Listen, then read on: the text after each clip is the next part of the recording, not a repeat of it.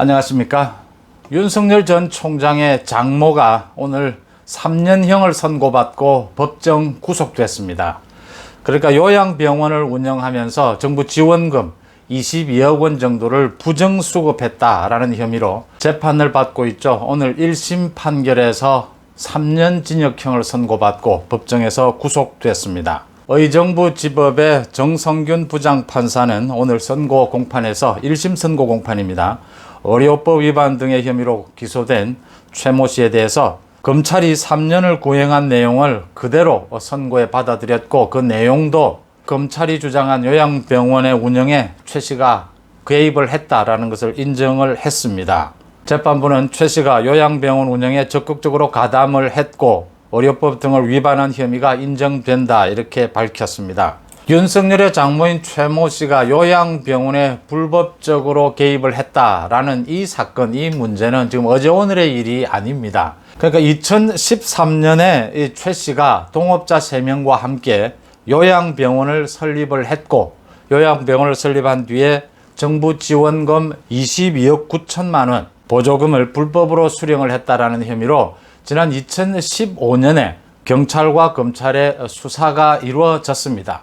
당시에 검찰 수사 결과는 최 씨는 이 요양병원 경영에 개입하지 않았다, 단지 투자만 했다, 또 동업자 간에 서로 책임 면제각서를 주고받은 것, 최 씨는 자신이 경영에 개입하지 않는다, 이 책임을 지지 않겠다. 지금 최 씨의 주장은 자신이 빌려준 돈을 받기 위해서 단지 투자를 했을 뿐이다. 이게 최 씨는 검찰 수사 과정에서 무죄로 인정이 되고 나머지 동업자 3명은 이제 실형을 살았습니다.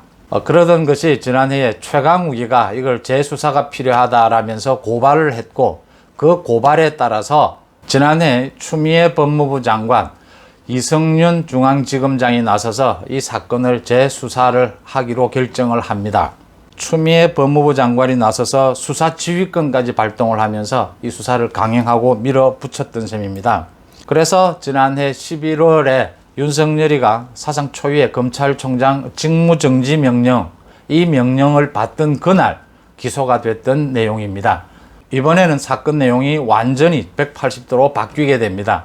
최 씨가 친척들까지 취직을 시킨 걸로 봐서 그 요양병원 경영에까지 개입을 했고, 최 씨가 수익을 얻은 부분은 없다 하더라도 최 씨가 이렇게 국가 보조금, 정부 보조금을 수급하는데 적극적으로 막지 않았다, 이런 부분까지 들어서, 또 책임 면제 각서를 주고받았다 하더라도 그 법적 효력은 없다, 제한된다라는 이유로 최 씨를 동업자로 인정을 한 셈입니다. 그래서 법정 구속을 시켰습니다. 이 건은 아시다시피 윤석열 검찰총장 인사청문회에서는 국민의힘 쪽에서 집중적으로 이 부분을 윤석열 총장을 공격했고, 당시에는 민주당 의원들이 윤석열을 비호하기에 급급했던 부분입니다. 또 지난해에는 민주당이 오히려 이 건을 들어서 윤석열을 집중적으로 공격했고, 또 모든 것이 거꾸로 국민의힘이 나서서 비호를 했던 그런 내용입니다. 경찰 수사 여러 번 뒤집어지고 결국 마지막에 추미애가 법무부 장관의 지휘권을 발동을 해서 이 사건을 끝까지 밀어붙여서 이제 1심 판결이 이렇게 나온 대목입니다. 제가 말씀드리고자 하는 것은 이렇게 여러 번 뒤집어진 이 사건을, 이 지금 1심 판결을 누가 믿겠느냐라는 점입니다. 일단 윤석열 측에서는 아무런 입장이 없다. 처가 문제의 법적인 이런 부분에 대해서는 그동안 윤석열 총장 자신이 검찰총장으로 재직할 시에도 분명하게 선을 긋고 개입하지 않았다. 이 재판은 재판 그대로 자기는 개입하지 않겠다라는 입장을 밝혔습니다. 지금 윤석열 자신과 윤석열 처가와 관련해서 지금 경찰과 검찰에 고발된 건만 10몇 건입니다. 또 윤석열 장모 최 씨, 또 처는 지금 재판이 진행 중에 있거나 지금 수사 중에 있는 건들도 여러 건입니다. 지금 윤석열 죽이기를 위해서 경찰, 검찰, 법원, 나아가서 여권 전체, 그 다음 더 나아가서 야권에서도 일부에서 윤석열 죽이기에 모두 나섰다, 이렇게 보입니다. 그러니까 살아있는 권력, 대통령의 권력이 차기 정권을 만들어낼 수는 없어도 방해는 할 수 있다, 발목은 잡을 수 있다. 윤석열 죽이기에 모든 것을 걸고 나섰다. 여기에서 윤석열은 이 대응을 어떻게 하는 것이 좋으냐 하는 부분을 생각해 볼 필요가 있습니다. 그러니까 여야 가리지 않고 윤석열 죽이기에 나섰다, 이렇게 보이는데, 대권 도전 선언을 하고 난 뒤에도 지금 부인 김건희 씨의 그 줄리 의혹에 대한 해명이라든지 또 국민의힘 입당 부분에 대한 이런 말들이 좀 엇갈리면서 윤석열이나 윤석열 총장 캠프가 좀 흔들리고 있다, 이런 생각이 듭니다. 이런 판단을 할 수가 있습니다.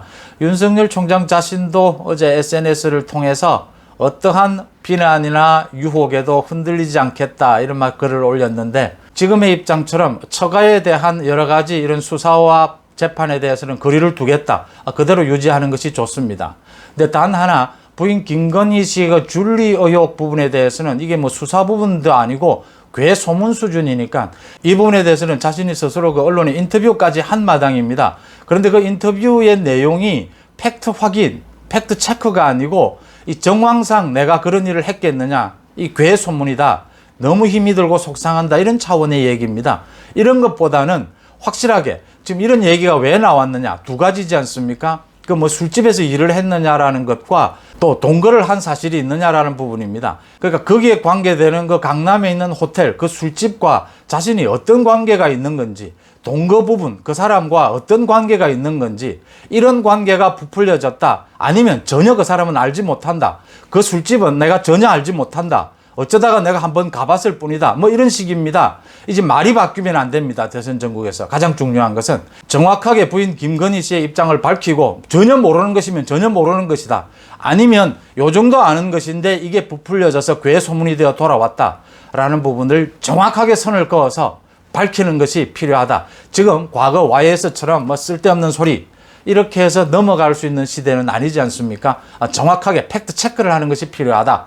그 다음 윤석열과 윤석열 캠프 쪽에서 좀 이런 오락가락하는 부분들이 있는데, 국민의힘에 입당하는 부분, 연대하는 부분, 시간을 좀 갖고 생각하겠다, 괜찮습니다.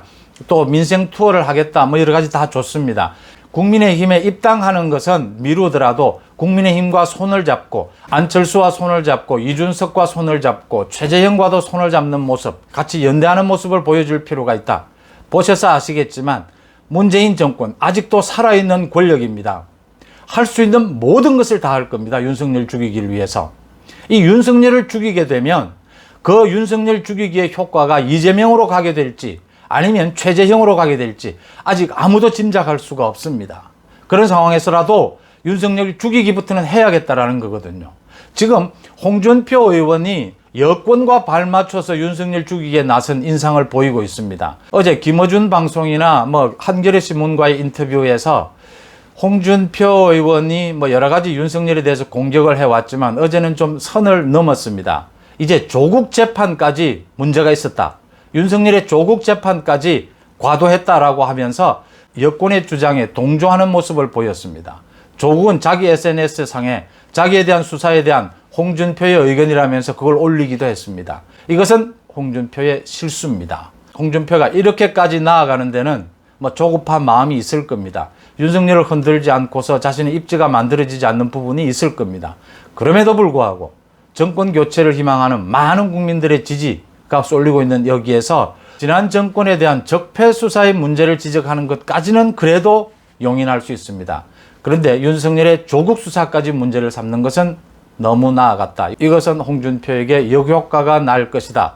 홍준표는 윤석열을 어떻게 해서든지 흔들려고 하고, 그런 상황에서 자신의 지금 지지율을 빨리 끌어올려야 된다, 이런 조급함에서 이런 행동을 하게 되는데, 이것이 윤석열이 이렇게 흔든다고 해서 그 효과가 홍준표에게 그대로 가지도 않을 뿐더러 이게 정권 교체에는 아무런 도움이 되지 않는다라는 점에서 윤석열이 야권의 대선 후보가 될지 안 될지 지금으로서는 가늠할 수 없는 부분이지만, 야권의 지지율 1위 후보에 대해서 조국 수사까지 문제를 삼는, 이렇게 선을 넘어서 당장 여권에서 홍준표의 이 주장을 그대로 받아서 공격의 소재로 활용하는 이런 일들은 안 된다.